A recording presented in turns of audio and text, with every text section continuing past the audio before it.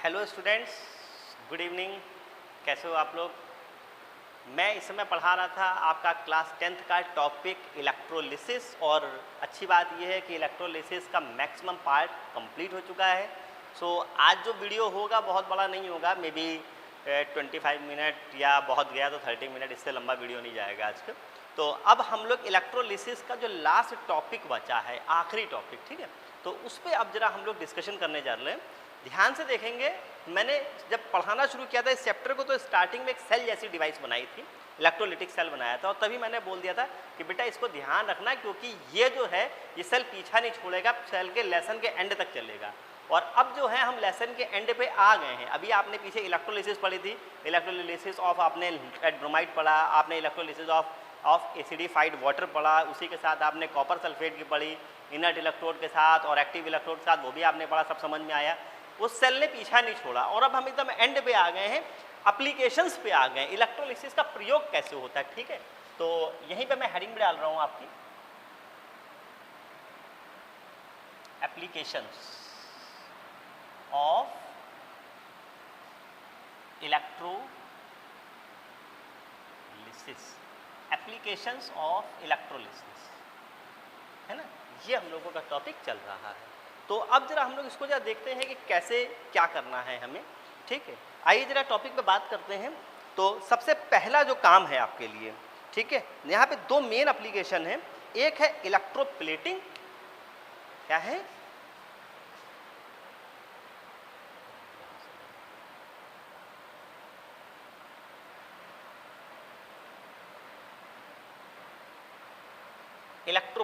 Electroplating of metals,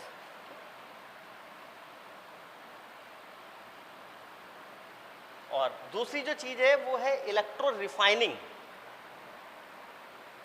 दूसरी जो चीज है वो है electro refining, electro refining of metals, ठीक है। तो ये जो दो टॉपिक हैं, इन दो टॉपिक की आपको स्टडी करनी है। ये जो दो चीजें हैं ये हम लोग आज इस पर डिस्कशन करेंगे, ठीक। चलिए आगे चलते हैं, बात करते हैं आपसे, ठीक है। रिप्रेजेंटेशन भी सही है, ठीक है। तो अब देखिए पहली चीज हम लोग जरा बात कर लेते हैं इलेक्ट्रोप्लेटिंग की, ठीक है, इलेक्ट्रोप्लेटिंग ऑफ मेटल, ठीक है। तो सबसे पहले हम यहाँ पे हेडिंग भी डाल ले रहे हैं, फिर से दोबारा,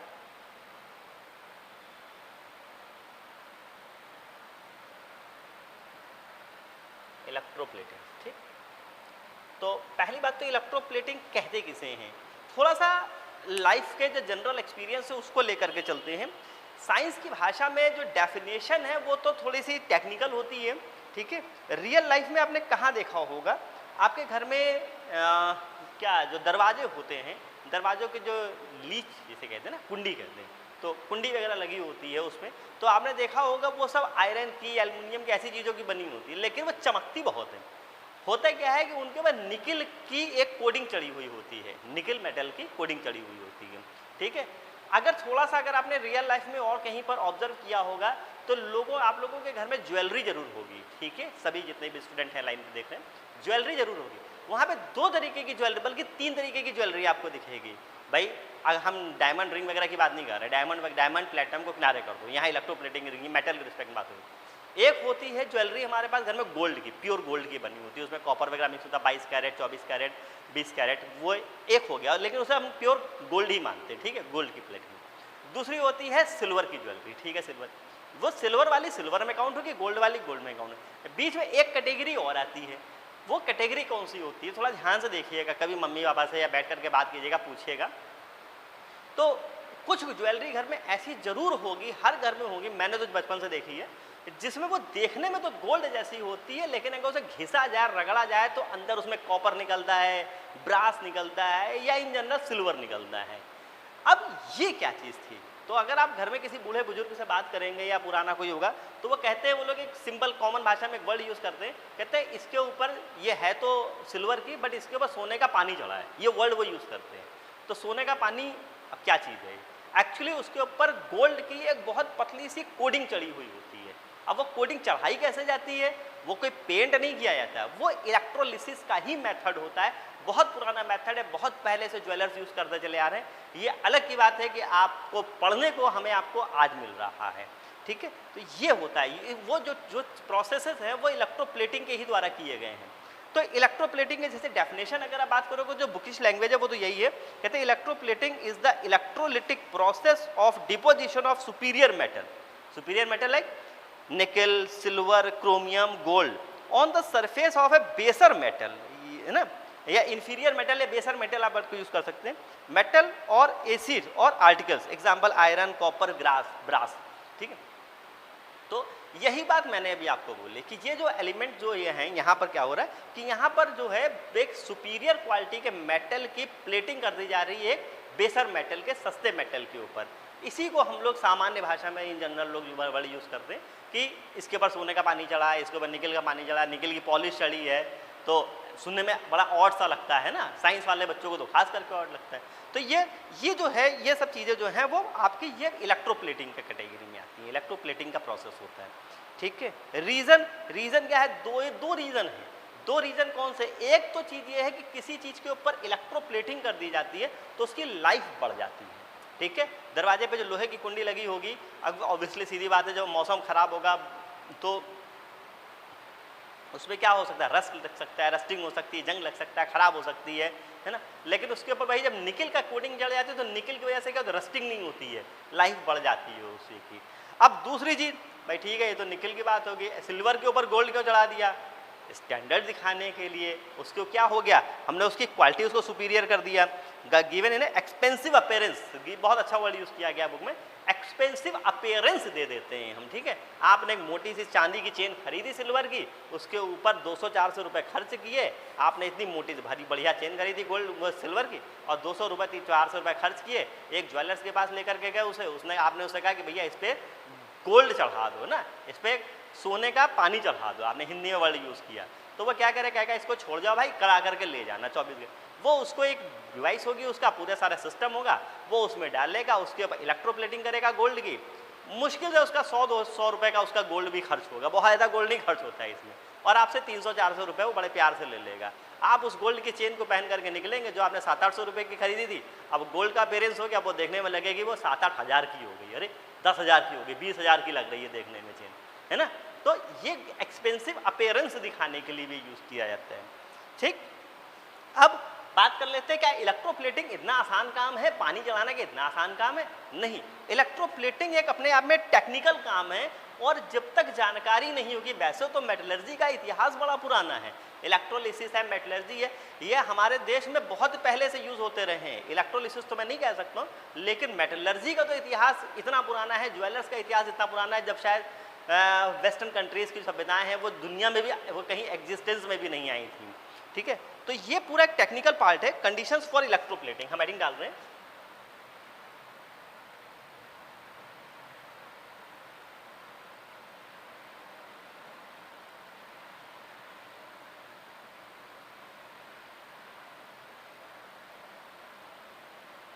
कंडीशंस फॉर इलेक्ट्रोप्लेटिंग। तो इलेक्ट्रोप्लेटिंग के लिए कौन कौन सी कंडीशंस अप्लाई की जाती हैं देख लीजिए, मैं बोलता चलूँगा, इसमें लिखने लायक तो कुछ है नहीं। पॉइंट नंबर 1 डाल दे रहा हूँ।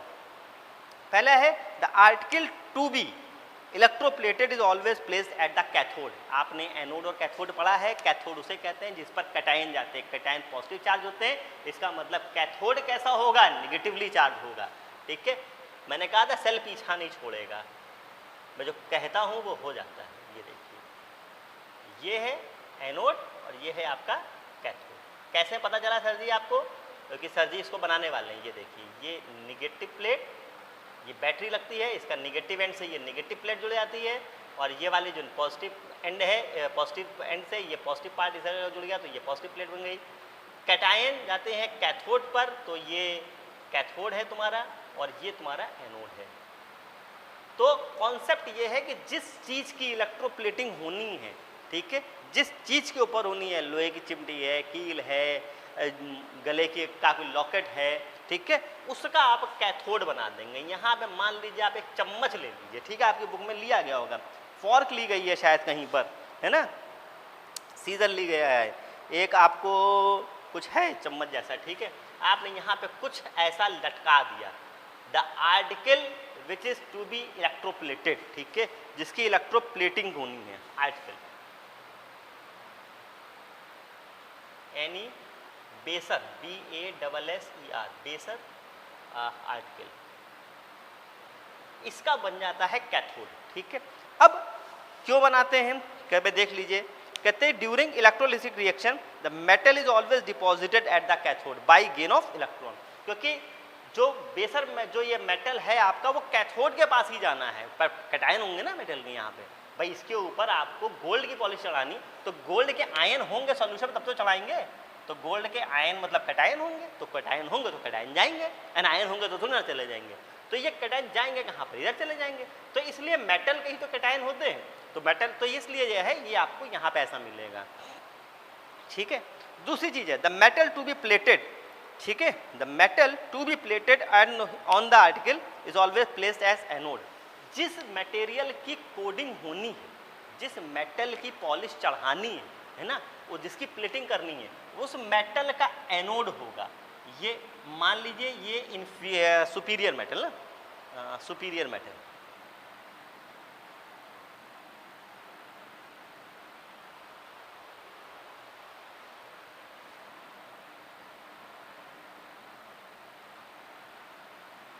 ये सुपीरियर मेटल का एनोड होगा। मजे की बात ध्यान रखिएगा, ये एक्टिव इलेक्ट्रोड होगा, ये भी ध्यान रखना, ये एक्टिव इलेक्ट्रोड बनाएंगे हम लोग इसको, ठीक। अब यहाँ पर क्या किया, ये आपने जो है इलेक्ट्रोलाइट भर दिया, ओह माय गॉड सॉरी, ये इसके अंदर डिवाइस आपकी पड़ी हुई है, कोई दिक्कत की बात नहीं, अभी एरो हमने इधर बनाया था, जैसे ये आपका इलेक्ट्रोलाइट है इसके अंदर, ठीक है। अब ध्यान देने वाली बात क्या है, ध्यान देने वाली बात ये है कि जो ये इलेक्ट्रोलाइट होगा, ये इलेक्ट्रोलाइट भी उसी मेटल का होगा, उसी मटेरियल का होगा जिसकी यहाँ पे पॉलिश चढ़ानी है, ठीक है। मान लीजिए ये सिल्वर का आर्टिकल है, आपको इसके ऊपर गोल्ड की प्लेटिंग करनी, तो गोल्ड के ही किसी सॉल्ट का सोल्यूशन लिया जाएगा, जैसे ऑरियम क्लोराइड ले लीजिए, AuCl3 है ना, ऑरियम क्लोराइड ले लिया, और ये गोल्ड की रॉड बना ली आपने, ये गोल्ड है, ठीक है, ये गोल्ड की रॉड आपने लगा दी है यहाँ पे, तो जिस मेटल की प्लेटिंग होनी है उसी का इलेक्ट्रोलाइट होगा, और उसी का जो है तुम्हारा वो ये बेसर मेटल का, ठीक। अब दूसरी चीज, ये भी चलो काम हो गया, अब इसका कॉन्सेप्ट क्या है, कॉन्सेप्ट यही है, जब करंट फ्लो होगा इस प्लेट पे नेगेटिव चार्ज रहेगा, सॉल्यूशन के अंदर AuCl3 का मान लीजिए एग्जांपल लेकर के चल रहे हैं, तो ये Au कैसे डिसोसिएट हो जाएगा, ये आपका ऐसे डिसोसिएट होगा, Au3+ एंड 3Cl-, इसमें डिसोसिएट होगा, जब ये डिसोसिएट होगा तो कॉपर के मतलब यहाँ पे गोल्ड के आयंस मजे से टहलते हुए मिल जाएंगे आपको, आराम से घूमते फिरते। अब ये आयंस कहाँ जाएंगे, इस प्लेट के ऊपर जाएंगे, प्लेट के ऊपर जाना शुरू करेंगे तो चिपक, इससे क्या होगा, धीरे धीरे सॉल्यूशन के अंदर इन आयंस की कमी शुरू होगी। अब आपके दिमाग में एक चीज आ गई होगी, एक्टिव इलेक्ट्रोड का काम शुरू होने वाला है, ठीक है।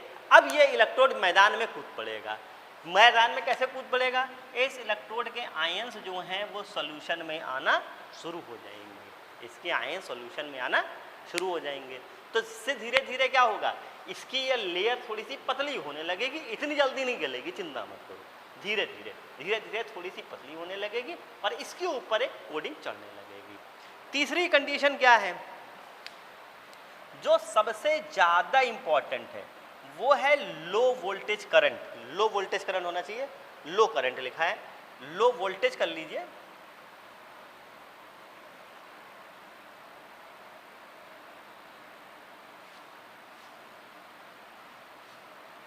फॉर लॉन्गर टाइम, ठीक है, लंबे समय के लिए, लो वोल्टेज करंट लंबे समय के लिए। ये काम क्या है, यहाँ नए लोग जो होते हैं ये गच्चा खा जाते हैं, अनाड़ी इंसान यहाँ पर बेवकूफ़ी कर बैठता है, ठीक है। आपको अगर इलेक्ट्रोप्लेटिंग दी जाए लो वोल्टेज में, एक बार बता दे रहा हूँ, लो वोल्टेज में देर में प्लेटिंग होगी। लो वोल्टेज का ड्रॉबैक ये है कि बहुत देर में काम होगा, जो का दुकानदार एक दिन में 10 पीस पे 4 पीस पे पैसे कमाएगा, वो 10, अगर वो हाई वोल्टेज रखता और तो हाई वोल्टेज पे जो है वो 2 घंटे में 150 पीस बना लेता, प्लेटिंग कर देता है। लेकिन दुकानदार कभी ये रिस्क नहीं लेते हैं, वो कहते हैं कि भैया हम कल देंगे, 24 घंटे बाद देंगे और दिन भर में 4 ही पीस करेंगे। अब सोचो वो क्यों ऐसा करते हैं।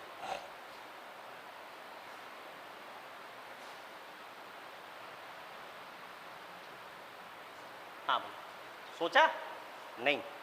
इसका कॉन्सेप्ट ये है कि अगर आप अनाड़ी हैं और आपने बेवकूफ़ी कर दी, आपने हाई वोल्टेज करंट दिया और 10 मिनट के अंदर 15 मिनट, जहाँ इलेक्ट्रोप्लेटिंग 1 घंटे 2 घंटे में होती है, वहाँ 15 मिनट में हो जाएगी, लेकिन उसमें किसी भी प्रकार की फिनिशिंग नहीं होगी। मान लिया ये कोई आर्टिकल है, इस पर आप कोडिंग कर रहे थे, तो ऐसे कोडिंग आएगी, ऐसे उबड़ खाबड़।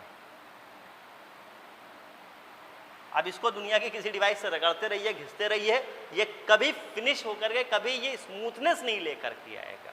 इसमें कभी स्मूथनेस नहीं होगी, कभी शाइनिंग नहीं होगी, कभी रेगुलरिटी नहीं होगी।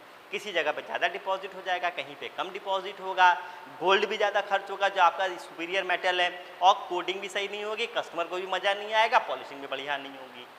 इसका उल्टा अगर आप करते हैं, उल्टा क्या मतलब, जो हमने लिखा point, low voltage for longer time, 2-3 घंटे के लिए बहुत लो वोल्टेज पे काम करना शुरू कर दीजिए, धीरे धीरे धीरे धीरे प्लेटिंग होती रहेगी।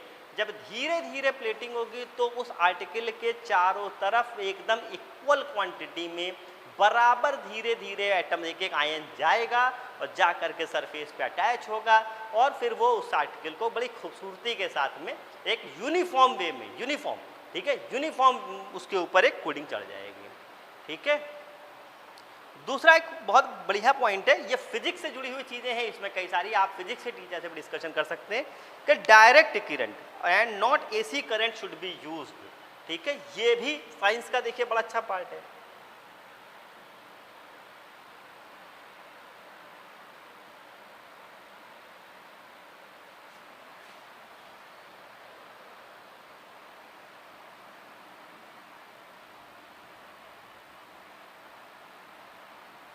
Direct current should be used. DC और एसी आपने पढ़ा होगा, फिजिक्स में पढ़ा होगा, नहीं पढ़ा है तो फिजिक्स के टीचर से पढ़ लीजिएगा।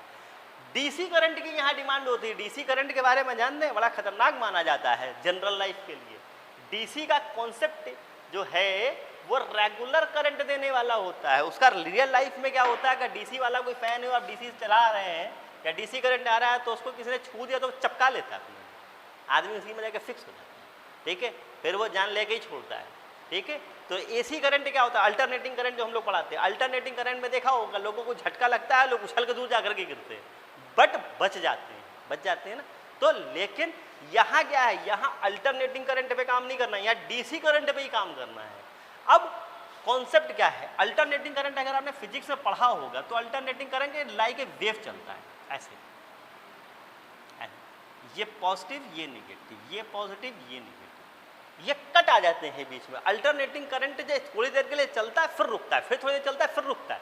तो ये एक वेव की जितनी देर ये इस फॉर्म में है तब तक तो करंट फ्लो हो रहा होगा। जैसे ये ट्रफ में चला गया, ट्रफ एंड क्रस्ट कहते हैं ना, तो क्रस्ट एंड ट्रफ में कहते हैं, तो ट्रफ में चला गया तो ये यहाँ पे जो होगा वो सब डिस्टर्ब हो जाएगा। ठीक है, करंट नहीं होगी इस टाइम में।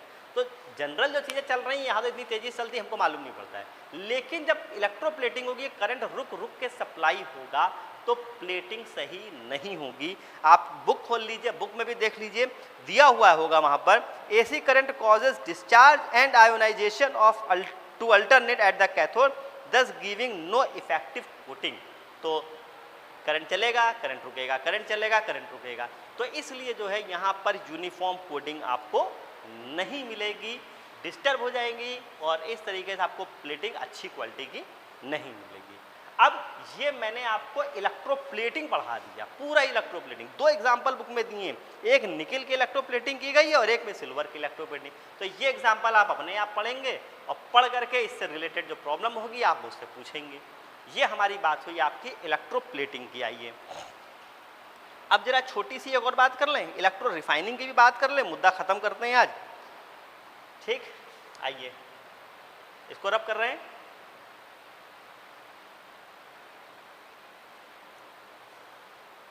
आइए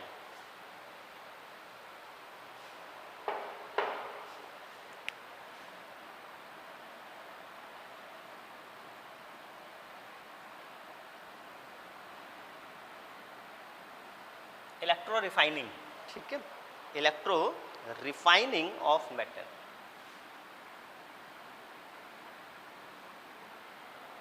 देखिए इलेक्ट्रो रिफाइनिंग मेटलर्जी जब आप पढ़ेंगे, अभी आपने मेटलर्जी नहीं पढ़ा होगा, तो मेटलर्जी नहीं पढ़ा है तो इस पोर्शन को लेकर ज़्यादा परेशान मत होइएगा, ठीक है। यहाँ हम मोटे मोटे मुद्दे की बात करेंगे। जब ज़मीन के अंदर से कोई भी मेटल निकलता है तो वो बिल्कुल काला कलूटा भूत जैसा होता है। हंसने की ज़रूरत नहीं है, बिल्कुल सही बोल रहा हूँ। काला कलूटा भूत जैसा होता है। गोल्ड भी निकलता है तो एकदम लाल पीला काला ऐसा होता है कि शक्ल देख के लगता ही नहीं है कि इसके अंदर गोल्ड भी होगा। कई टन मिट्टी होती है, फिर ये वो तू मैं बहुत सारी प्रोसेस से गुजरने के बाद जो है आपको जो गोल्ड का जो रूप दिखाई पड़ता है वो मिलता है। अब जब मेटलर्जी आप पढ़ेंगे तो वहाँ देखेंगे जब जो ज़मीन के अंदर से ओर निकाले जाते हैं, पहले तो आपको ओर पढ़ना पड़ेगा। ओर क्या होते हैं? ऐसे मिनरल जिनसे मेटल को ऑब्टेन करना ईजी होता है, उन्हें ओर कहते हैं। ओर निकाले जाते हैं। ओर को पहले लंप होते हैं बड़े बड़े, उनको तोड़ा जाता है, तोड़ने के बाद पीसा जाता है, पीसे के बाद में उनकी पहले उनको वो कहते हैं उनका कंसंट्रेशन, उनकी मतलब ड्रेसिंग की जाती है। कंकड़ पत्थर रेत बालू मिट्टी जो होता है उसको हटाया जाता है। फिर बाद में उसमें रोस्टिंग या कैल्सिनेशन जैसी प्रोसेस होती है। अब रोस्टिंग कैल्सिनेशन मैं आपको पढ़ाऊँगा तो मेटलर्जी में पढ़ाऊँगा, ठीक। उसके बाद स्मेल्टिंग एक प्रोसेस होती है। इस सारी प्रोसेस के बावजूद स्मेल्टिंग होती है, स्मेल्टिंग के बाद में मेटल इकट्ठा होता है, लेकिन सारे पापड़ बेल लेने के बाद भी प्योर मेटल नहीं प्राप्त होता है। 95%, 96%, 97, 94, 92, 93 इतना इस परसेंटेज पे हमको मेटल मिलता है, मतलब सारे पापड़ बेल लेने में। तो आखिरी ऑप्शन हमारे पास बचता है इलेक्ट्रो रिफाइनिंग का। इलेक्ट्रो रिफाइनिंग का क्या कॉन्सेप्ट है?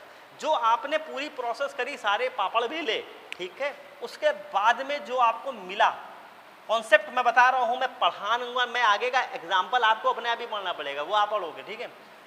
ये जो आपका मेटल की रॉड है, इसका कैथोड बना लीजिए। कौन सी वाली है ये है प्योर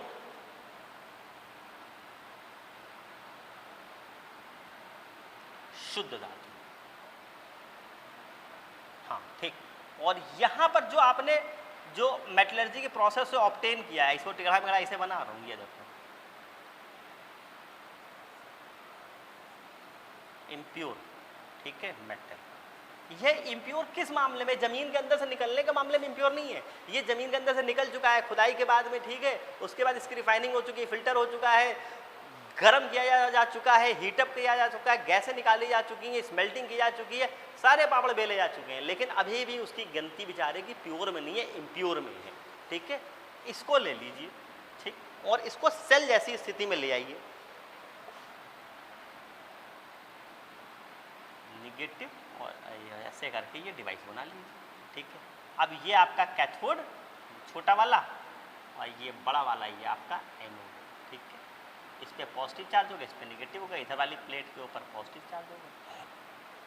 जिस मेटल की प्लेटिंग करनी की आपको मेटलर्जी को करनी है, रिफाइनिंग करनी है, मान लीजिए प्योर मेटल एग्जांपल ले रहा हूँ, मान लीजिए ये कॉपर है, ठीक है। कॉपर का एग्जांपल लेना आसान हो जाता है, ये इम्प्योर कॉपर का मेटल है, ठीक है। ये भी मान लिया एग्जांपल ले लिया, कॉपर है। अब ये भी कॉपर, ये भी कॉपर, बीच में क्या होना चाहिए? बीच में कॉपर का ही कोई सा इलेक्ट्रोलाइट होना चाहिए। जिस मेटल की मेटलर्जी कर रहे हैं उसी का इलेक्ट्रोलाइट बनेंगे, तभी खेल में मज़ा भी आएगा, पढ़ने में भी मज़ा आएगा। इसमें भर दीजिए आप,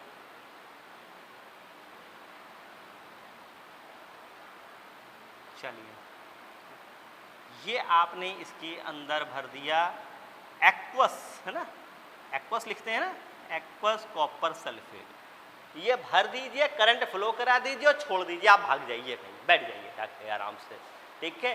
प्रोसेस शुरू हो जाएगी। लेकिन अभी आपने रिफाइनिंग तो करनी नहीं, अभी तो आपको पढ़ना है, तो आप भाग नहीं सकते हैं। अभी आपको इस प्रोसेस को समझना पड़ेगा।